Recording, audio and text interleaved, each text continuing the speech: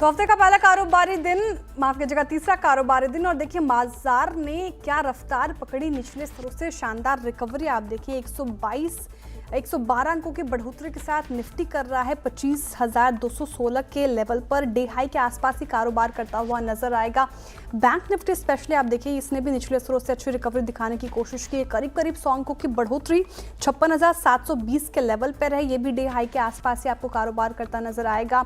Mid cap और small cap की स्थिति, हालांकि मिड कैप और स्मॉल कैप शुरुआत में देखिए थोड़ा फिसले हैं अपने हाई से, लेकिन ब्रेथ ठीक ठाक नजर आएगी आपको आज मार्केट की, क्योंकि निफ्टी और बैंक निफ्टी ने निचले स्तरों से मोमेंटम दिखाने की कोशिश की है, रिकवरी दिखाने की कोशिश की है। तो 1846 ऐसे स्टॉक्स जहां पर खरीदारी बढ़ती हुई नजर आ रही है, 763 स्टॉक्स पर अभी फिलहाल दबाव है। एक बार कॉन्ट्रीब्यूटर प्लेट समझ लेते हैं कौन से स्टॉक्स कंट्रीब्यूट कर रहे हैं आज की तेजी में। निफ्टी में देखिए रिलायंस, आईसीआईसीआई बैंक जैसा हैवीवेट कंट्रीब्यूट करता हुआ नजर आएगा। साथ ही इन्फोसिस, एचसीएल टेक जैसे स्टॉक्स, अधिक आईटी के कुछ काउंटर्स आज भी फोकस में है। एचडीएफसी बैंक वही दूसरी ओर, पावर ग्रिड, अडानी पोर्ट्स और बजाज फाइनेंस जैसे स्टॉक्स कहीं ना कहीं ड्रैग करने की कोशिश। बैंक निफ्टी में आपको आईसीआईसीआई बैंक संभलता हुआ नजर आएगा। एसबीआई की तरफ से कंट्रीब्यूशन आ रहा है। एयू स्मॉल फाइनेंस बैंक और इंडसइंड बैंक भी इस लिस्ट में शामिल है। वहीं एचडीएफसी बैंक ड्रैग कर रहा है। बैंक ऑफ बड़ौदा भी पेन में, Punjab national bank, Kotak Mahindra bank गिराने की कोशिश में लगा। लेकिन ओवरऑल मार्केट ने निचले स्तरों से अच्छी रिकवरी दिखाई है। सवाल ये कि यहाँ से क्या अब मार्केट चाल बदल सकता है कि नहीं, सब पे बातचीत करेंगे। और इस पे बातचीत करने के लिए हमारे साथ मौजूद है एंजल वन के ओशो कृष्ण जी। ओशो जी, बहुत स्वागत है सीएनबीसी आवाज पर आपका। Very good afternoon. पहला सवाल ये कि शुरुआत धीमी हुई थी लेकिन निचले स्तरों से ठीक ठाक रिकवरी कैसे देख रहे हैं आप इस रिकवरी को? क्या अभी तो सेशन खत्म होने में समय है, क्या टिकाऊ लग रहा है या फिर यहाँ से भी एक रिवर्सल पैटर्न देखने को मिलेगा? अप्रोच आपकी। Very good afternoon. देखिए, आज जो निफ्टी में मूव आया है वो 2 दिन के कंसोलिडेशन के बाद आया है। आज निफ्टी अगर हम देखें तो लोअर लेवल से काफी स्ट्रॉन्ग ट्रैक्शन देखने को मिला है, जो कि पिछले 2 दिन से मिस आउट था मार्केट में। एंड मेजरली हैवी वेट्स का कंट्रीब्यूशन काफी ज्यादा है, फॉलोड बाय आईटी इंडेक्स में काफी पॉजिटिव मोमेंटम देखने को मिल रहा है। तो ओवरऑल सेंटिमेंट्स पॉजिटिव है, बट निफ्टी का जो इमीडिएट रेजिस्टेंस है वो नियर अबाउट 25,260 से लेकर के 25,300 के जोन पे है, जो कि इवन 78.6 फिबोनाची रिट्रेसमेंट जोन से भी कोइंसाइड करता है। तो हायर लेवल्स पे अभी भी रूम है। हायर लेवल्स पे 70 पॉइंट्स के हायर लेवल्स अभी भी निफ्टी में देखने को मिल सकते हैं इस वीक में। एंड लोअर लेवल्स पे अगर हम देखें तो सपोर्ट हायर एंड पे मूव कर चुका है। अब 25,100 से 25,120 का स्पॉट लेवल्स काफी स्ट्रॉन्ग सपोर्ट है निफ्टी के लिए। तो डिप आता है तो बाइंग के आप व्यू लेकर के चलना चाहिए। एंड हायर लेवल्स पे 270 से 300 के जोन में अपने प्रॉफिट्स को इंडेक्स में बुक भी करते रहना चाहिए। वहीं बैंक निफ्टी अगर देखें तो बैंक निफ्टी में पिछले 2 दिन से जो ट्रैक्शन हुआ था, आज थोड़ा सा रिवर्सल है, आज थोड़ा सा ऑपोजिट ट्रेंड है, पॉजिटिव ट्रेंड है बैंक निफ्टी में। बट हायर लेवल्स पे जब तक 57,000 का जोन ब्रेकआउट नहीं करता है तब तक थोड़ा सा साइडवेज मोमेंटम देखने को मिल सकता है। बट लोअर लेवल्स पे 56,500 से 56,300 का काफी स्ट्रॉन्ग सपोर्ट है। सो लोअर जोन पे बाई करने की सलाह बनेगी। एंड 57,000 से 57,200 के बीच में अपने प्रॉफिट्स को बुक करने की सलाह बनते हुए दिखाई देगी। निफ्टी में भी बाय ऑन डिप्स की रणनीति। बैंक निफ्टी 57,000 का एक इंपॉर्टेंट लेवल वो ब्रीच करता है तो फिर मोमेंटम और स्ट्रांग हो। हालांकि यहाँ पे भी आपको बाइंग करने की रणनीति और आपको 57,000 के आसपास प्रॉफिट बुकिंग करने की सलाह है फिलहाल। ओशो जी, ऐसे मूड माहौल में कौन से स्टॉक्स आप पिक कर रहे हैं जहाँ पे बेट लग सकती है? क्या चुना है आपने? 2 लॉन्ग के काउंटर हैं। सबसे पहला है AU small finance bank. AU small finance bank में देखें तो काफी स्ट्रॉन्ग से बाइंग ट्रैक्शन देखने को मिल रही है। 780 का जोन है करंटली। एंड यहाँ से एक्सपेक्टेड टारगेट इसका 815 के आसपास हो सकता है। सो एयू स्मॉल फाइनेंस को करंट लेवल्स पे बाई करने की सलाह बनेगी। एंड 760 का स्ट्रिक्ट स्टॉप लॉस मेंटेन करना है। सेकेंड काउंटर जिसमें एक अच्छा बाइंग ट्रैक्शन देखने को मिल रहा है वो है एचडीएफसी लाइफ। एचडीएफसी लाइफ में अगर हम देखें तो करंट लेवल्स पे कंसोलिडेशन ब्रेकआउट है। तो यहाँ से हायर लेवल्स पे मूवमेंट देखने को बिल्कुल मिल सकता है। इस काउंटर में करंट लेवल्स पे बाई करने की सलाह है।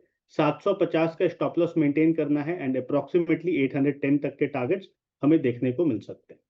एचडीएफसी लाइफ और एयू स्मॉल फाइनेंस बैंक पसंद आ रहा है। 750 का स्टॉप लॉस एचडीएफसी लाइफ में आप मेंटेन करें। और परसों भी इसमें अच्छा खासा मोमेंटम हमें देखने को मिला था जब नंबर्स आए थे, प्रीमियम अच्छी थी इसकी। तो ये दोनों स्टॉक्स आप रखे रडार पर, यहाँ पे खरीदारी की जा सकती है। चलिए अब शो में आगे बढ़ते हैं और जना स्मॉल फाइनेंस बैंक के मैनेजमेंट से बात करते हैं। दरअसल जना स्मॉल फाइनेंस बैंक बाजार के फोकस में बना हुआ है और बैंक ने आरबीआई में यूनिवर्सल बैंकिंग लाइसेंस के लिए आवेदन किया है। अगर मंजूरी मिल जाती है तो बैंक स्मॉल फाइनेंस में से यूनिवर्सल बैंक में बदल जाएगा। और इस डेवलपमेंट और ग्रोथ आउटलुक पर बात करने के लिए हमारे साथ जना स्मॉल फाइनेंस बैंक के MD and CEO Ajay Kanwal ji मौजूद हैं। अजय जी, स्वागत है सीएनबीसी आवाज़ पर। Sir, very good afternoon. सबसे पहले पहला सवाल तो यही होगा, जबकि सबके जहन में यही होगा, आपको पूरी उम्मीद थी कि आपको ये यूनिवर्सल बैंकिंग का लाइसेंस मिल जाएगा, आपने ऑफिशियली इसे अप्लाई भी कर दिया है।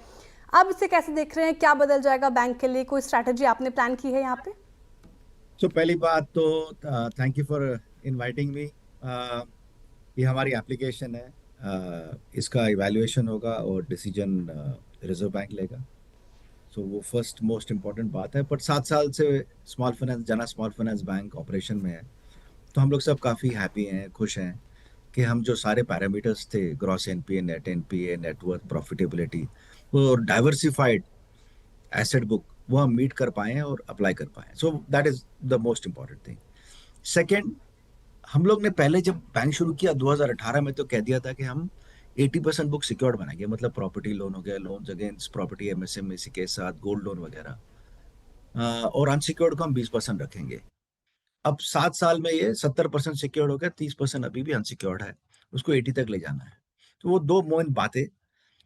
यूनिवर्सल बैंक से क्या फर्क पड़ेगा? जैसे कि आप सब जानते हैं कि स्मॉल फाइनेंस देख के काफी कस्टमर्स, उनके माइंड में क्लियर नहीं स्मॉल फाइनेंस बैंक क्या होता है। कई लोग चाहते हैं कि एक्स्ट्रा डिपॉजिट प्रीमियम मिल जाए। हम काफी एमएसएमई के साथ काम करते हैं, पर जो मिड साइज और लार्ज साइज है उनको पता नहीं हमारी कैपेबिलिटीज क्या है। वो नहीं समझते कि स्मॉल फाइनेंस बैंक एक्चुअली उनको सर्व कर सकती है, क्योंकि उनके माइंड में स्मॉल फाइनेंस का जो ओपिनियन है वो इतना बड़ा नहीं है। तो मुझे लगता है कि जो परसेप्शन चेंज आ जाएगा नेम चेंज से, उससे काफ़ी कस्टमर्स जो हमें एक्स्ट्रा मिलेंगे, ज़्यादा मिलेंगे, कस्टमर का बिजनेस बढ़ेगा, नए सेगमेंट ऑफ कस्टमर्स आएंगे। और जो बैंक की लगातार ग्रोथ रेट 7 साल से रही है, is about 21% asset growth rate, वो बिल्कुल लगातार अब बरकरार रहेगी। बिल्कुल अजय जी, सवाल भी ये था कि क्योंकि जैसा कि आपने भी मेंशन किया, परसेप्शन बदल जाएगा, कस्टमर्स, ग्राहक जुड़ेंगे आपके साथ, तो क्या ब्रांच एक्सपेंशन के लेकर आपकी कोई प्लानिंग है? पैन इंडिया आप एक्सपेंशन करना चाह रहे हैं, इस पे कोई स्ट्रैटेजी आपके यहाँ पर? तो अभी हमारे करीबन 805 ब्रांचेस हैं, 25 स्टेट्स में हैं, और हम करीबन 25,000 लोग हैं बैंक में। हम हर साल चाहते हैं कि बिटवीन 50 से 70 ब्रांच हम एक्सपैंड करते जाएं। तो वो यूनिवर्सल बैंक जब भी आएगा अच्छी बात है, नहीं आएगा तो भी हम ग्रोथ करेंगे, क्योंकि as a small finance bank भी हम ग्रो करते रहे हैं। यूनिवर्सल बैंक आने से जो ब्रांचेस हैं उसका थ्रूपुट बढ़ जाएगा। बट फिलहाल तो ग्रोथ रेट तो हमारी लगी हुई है, मतलब रेगुलरली बढ़ ही रही है। उम्मीद भी हम कर रहे हैं कि आपके ब्रांचेस और बढ़े। आरबीआई की तरफ से सर रेपो रेट कट और सीआरआर में कटौती की गई, तो इसके मद्देनजर आपके लोन बुक का कितना हिस्सा फिक्स्ड है? और एक और इसी में एक और ये कि ये rate cut net interest margin को कैसे इम्पैक्ट करेंगे? एक तो देखिए, हमारा ज्यादा नेट इंटरेस्ट मार्जिन पे ज्यादा इम्पैक्ट नहीं आएगा, कि हमारी ज्यादा फ्लोटिंग रेट बुक है नहीं। दूसरा, हमें कॉस्ट ऑफ फंड में भी फायदा होगा। एंड तीसरा, हम देख रहे हैं कि लिक्विडिटी में काफ़ी मतलब ईज आ गया है। मुझे लग रहा है कि निम हमारा ज़्यादा प्रेशर में नहीं आएगा, और हमें लिक्विडिटी और आसानी से मिलेगी, और हम 2 दिन में डिपॉजिट रेट भी काट देंगे। आई थिंक मोर इम्पोर्टेंटली मुझे लगता है ये रिपो रेट कट से ना जो इकोनॉमिक ग्रोथ को जो एक स्ट्रेंथ मिलेगी या मिल गई है, अब देखेंगे आगे चल के लोग कैसे इसका इस्तेमाल करते हैं, वो बहुत अच्छा रहेगा, क्योंकि उसमें क्रेडिट ग्रोथ स्ट्रांग रहेगी, नॉट जस्ट जना की बट हर बैंक की, और क्रेडिट क्वालिटी भी अच्छी रहेगी। I think power of the repo rate cut and CRR cut, I think is fantastic, and we will see it in the coming months. I think we should worry less, at least in Jana's case, about NIM, but I think the positives are much bigger for us. जी बिल्कुल। अजय जी, जना small finance bank ने MFI stress के दौरान भी अपनी NPA ratio healthy रखी, strong recoveries वहाँ पे हमें देखने को मिली। क्या लग रहा है आपको, आपके हिसाब से ओवरऑल एमएफआई स्ट्रेस अब पीछे छूट चुका है? देखिए, मेहनत तो सब स्टाफ को हैट्स ऑफ रहेगा जी। 8-9 हज़ार लोग हैं एमएफआई में हमारे, तो डेली कलेक्शन में स्ट्रेस में तो बहुत मुश्किल होता है। हमने प्रोविजनिंग भी बढ़ा दी, कलेक्शन पे भी फोकस रखा, और हम ये बिजनेस 2008 से कर रहे हैं, तो हमने काफी उतार चढ़ाव देखे हुए हैं, तो मैनेजेबल है हमारे लिए और इंडस्ट्री के लिए। बोलता हूँ कि देखिए, स्ट्रेस का पीक चला गया है, पर स्ट्रेस नहीं गया है, स्ट्रेस अभी भी जारी है। मुझे लगता है सितंबर तक स्ट्रेस जारी रहेगा। तब तक सबको बिल्कुल सतर्क रहना पड़ेगा, फोकस कलेक्शन पे रखनी पड़ेगी। मुझे नहीं लगता कोई ज़्यादा एमएफआई इंडस्ट्री में ग्रोथ रेट आएगी, बिकॉज सारे लोग कलेक्शन पे ध्यान दे रहे हैं। उसके बाद ही मुझे लगता है सितंबर के बाद ही हम सब रिलैक्स हो सकते हैं, पर ज़्यादा रिलैक्स नहीं हो सकते, बिकॉज अनसिक्योर्ड बिजनेस है और स्ट्रेस से बाहर आएंगे तो ध्यान तो रखना ही पड़ेगा। मुझे लगता है कि एमएफआई का बिजनेस मॉडल भी चेंज हो जाएगा, क्योंकि पहले की तरह प्रॉफिटेबल, लो एनपीए, लो कॉस्ट इनकम इतना नहीं रहेगा, थोड़ा तो फर्क भी पड़ जाएगा, क्योंकि काफी लेंडिंग प्रैक्टिसेस जो कुछ एमएफआईज ने अडॉप्ट की थी वो क्वेश्चनेबल भी हो गई हैं। So I think it will be a different industry after September, but till September there will be some stress, not as bad as last year, but it is not zero. बिल्कुल अजय जी, model में कुछ changes तो देखने को मिलेंगे। अब आखिरी प्रश्न होगा मेरा, लेकिन आपने हालांकि इसमें थोड़ा उत्तर दिया था अपने लोन ग्रोथ को लेकर। लिक्विडिटी पुश के चलते आपको क्या लगता है, वाइड लोन ग्रोथ और उसमें अपटिक देखने को मिलेगा? थोड़ा और डिटेल में जानना चाहूंगे अजय जी मैं आपसे। जी देखिए, लास्ट ईयर का ग्रोथ रेट बता देता हूँ। हमारा अनसिक्योर्ड -11, माइक्रो फाइनेंस वाला, सिक्योर्ड 40%, ओवरऑल ग्रोथ रेट 19 आया है। तो इस साल समझ लीजिए हमारा अनसिक्योर्ड होगा 0%, सेफली बोल सकता हूँ। अनसिक्योर्ड में 0%, सिक्योर्ड में समझो 30-35%, ओवरऑल ग्रोथ रेट 20% के आसपास फिर आ जाएगा। सिक्योर्ड परसेंटेज बढ़ जाएगी। तो मार्च 24 में 60 थी, मार्च 25 में 70 हो गई, क्योंकि -11% था अनसिक्योर्ड। इस बार -11 नहीं रहेगा, 0 रहेगा। तो इस बार 74-75 हो जाएगी हमारी सिक्योर्ड लोन बुक। सो देखिए, हमारे सेगमेंट में हार्डवर्क होता है। We are in 185 cities where we operate affordable housing, micro lab, MSME business. So हमारे लिए ग्रोथ रेट का प्रॉब्लम तो कम है, focus is on good growth. बिल्कुल। बहुत शुक्रिया अजय जी, समय कम था इसलिए इतनी ही बातचीत हो पाएगी, लेकिन बहुत शुक्रिया आपके समय के लिए और हमसे बातचीत करने के लिए बहुत शुक्रिया आपका। चलिए इसी के साथ रुक रहे छोटे से ब्रेक के लिए, लेकिन ब्रेक के बाद फिर हाजिर होंगे। आप देखते रहिए CNBC आवाज़।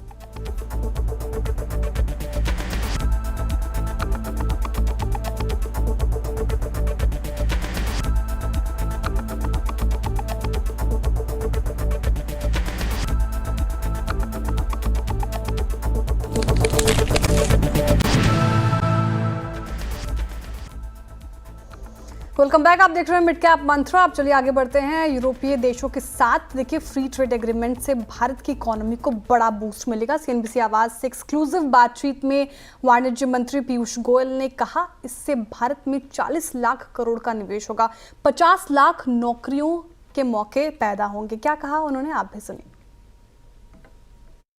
हमारे साथ बातचीत करने के लिए उद्योग वाणिज्य मंत्री पीयूष गोयल जी, सर आपका स्वागत है CNBC आवाज़ में। हमने देखा कि स्विट्जरलैंड में आप हैं, यहाँ कई सारी कंपनियों से मुलाकात हुई। इफ्टा हम लोग 1 अक्टूबर से लागू करने का फैसला लिए। इससे पहले EU के साथ भी होना है, बहुत जल्द होना आपने कहा। UK के साथ हुआ। तो इतने सारे FTA हम लोग कर रहे हैं, इसका कॉमन थ्रस्ट क्या है और इससे डोमेस्टिक इंडस्ट्री को किस तरह से बढ़ावा मिलेगा? भारत एक विश्वसनीय साझेदार बने, पार्टनर बने, ट्रस्टेड पार्टनर बने। जो एडवांस्ड इकोनॉमीज है, डेवलप्ड कंट्रीज हैं, विकसित देश हैं, उनके साथ हमारे संबंध ऐसे हों कि हमारे को नए बाजार बड़े रूप में खुले, जिसमें हमारा भारत का बनाया हुआ सामान, हमारे भारत से दी हुई सेवाएं हम दे सकें, और भारत में लाखों लोगों को रोजगार के अवसर मिले। उसके लिए ये FTAs किए जा रहे हैं। जो EU EFTA हुआ है, उससे जो $100 बिलियन का निवेश अगले 15 साल में होगा, कुछ कैलकुलेशन है कि कितना एम्प्लॉयमेंट जनरेशन होगा? जब 100 बिलियन यानी आज के हिसाब से 8.5 लाख करोड़ रुपए का फॉरेन डायरेक्ट इन्वेस्टमेंट आएगा। कोई ना कोई इंडियन पार्टनर होता है, कोई डोमेस्टिक इन्वेस्टमेंट आता है, कोई लिस्ट करता है कंपनी, तो साधारणतः इसके आधार पर 2 या 3 गुना इक्विटी के रूप में हो जाता है। उसके ऊपर कोई लोन भी लेता है। तो मेरा अंदाजा है कि लगभग इस 100 बिलियन के FDI के आधार पर कम से कम 500 बिलियन यानी 40 लाख करोड़ से अधिक का निवेश, और विशेषकर इंफ्रास्ट्रक्चर में, मैन्युफैक्चरिंग में, ग्रीनफील्ड प्रोजेक्ट्स में, कुछ अमाउंट फाइनेंस और इंश्योरेंस के क्षेत्र में, जिससे भारत की अर्थव्यवस्था को बहुत बल मिलेगा। 10 लाख लोगों को सीधा नौकरी मिले, वो भी इसका एक हिस्सा है।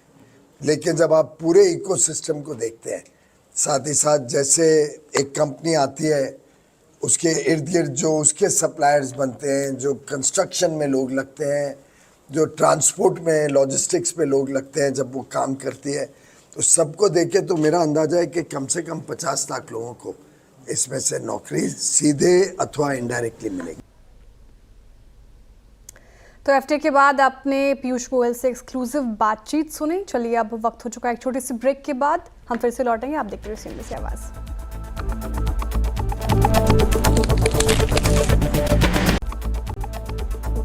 Welcome back. अब वक्त है खिलाड़ी नंबर 1 के अपडेट का। इस हफ्ते wavestrategy.com के आशीष कयाल, एमके ग्लोबल के कपिल शाह और कोटक सिक्योरिटीज के अमोल अठावले के बीच मुकाबला हो रहा है। और अपडेट ये कि आशीष कयाल जी ने गोदावरी पावर एंड इस्पात से प्रॉफिट बुकिंग की है और ये एक अपडेट आशीष कयाल जी के पोर्टफोलियो से।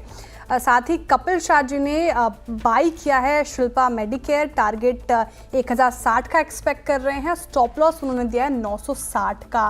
रिटर्न की स्थिति देख लेते हैं, अभी क्या मुनाफा का मीटर कह रहा है, कौन से खिलाड़ी अभी आगे हैं वो अभी आपके स्क्रीन पर। आशीष कयाल जी अभी भी लीड कर रहे हैं, 6.5% से ज़्यादा की तेज़ी इनके पोर्टफोलियो में। कपिल शाह जी का पोर्टफोलियो फ्लैट है, वहीं अमोल अठावले जी का पोर्टफोलियो थोड़ा नेगेटिव साइड पे 1% से ज़्यादा का नेगेटिव रिटर्न लैंड कर रहा है।